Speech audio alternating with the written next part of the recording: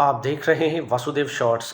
جی، وفاقی کابینہ میں تقریباً 2 درجن سے زائد وفاقی وزیر یا وزراء مملکت اور مشیران، ان کا ایڈیشن کر دیا گیا ہے، اور یہ فیز 1 ہے، یعنی مزید آگے حکومت کا اور بھی ارادہ ہے کہ وفاقی کابینہ میں توسیع کی جائے گی۔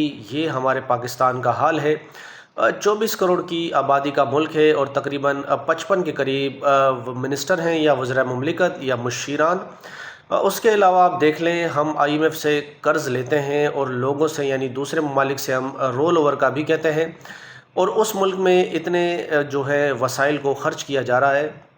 عوام کی تو کوئی پرسان حال نہیں، لیکن وزراؤں کو اکوموڈیٹ کرنے کا سلسلہ جاری ہے۔ معاملہ یہ ہے کہ کچھ لوگوں نے جو عمران خان کے ووٹ پر آئے تھے، جیسے کہ اورنگزیب گچی، انہوں نے عمران خان کے نام پر ووٹ لیا، اور 26ویں آئینی ترامیم میں انہوں نے حکومت کے حق میں ووٹ ڈالے، اور آخرکار ان کو نواز دیا گیا، اور اب یہ وفاقی وزیر بن گئے ہیں۔ اور اس کے علاوہ پرویز خٹک صاحب، یہ دیکھیں عمران خان کی دور حکومت میں CM بلوچ کے KPK بھی رہ چکے ہیں۔ اس کے علاوہ جب 9 مئی کے بعد ذرا پارٹی پر مشکل وقت آیا تو یہ پارٹی کو خیر بات کہہ گئے۔ انہوں نے اپنی ایک نئی پارٹی بھی لانچ کی، لیکن کامیاب نہ ہو پائے، الیکشن بھی نہ جیت پائے۔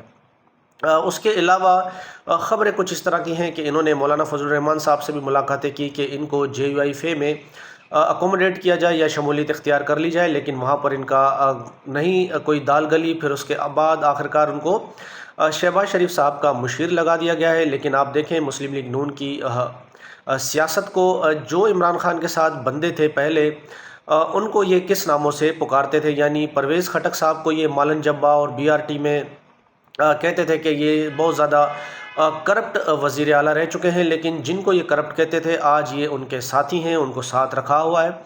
اسی طرح اون چودھری، ان کو بھی ایک عہدہ نوازا گیا ہے۔ اون چودھری جنہوں نے عدت والے کیس میں عمران خان کے خلاف گواہیاں دی، اس کا انعام بھی ان کو مل چکا۔ اون چودھری کے حوالے سے مسلم لیگ نون کی حکومت کہتی تھی کہ یہ بہت بڑا پنجاب کا ڈرگ پیڈلر ہے اور عمران خان کو ڈرگز کی سپلائی کرتا ہے۔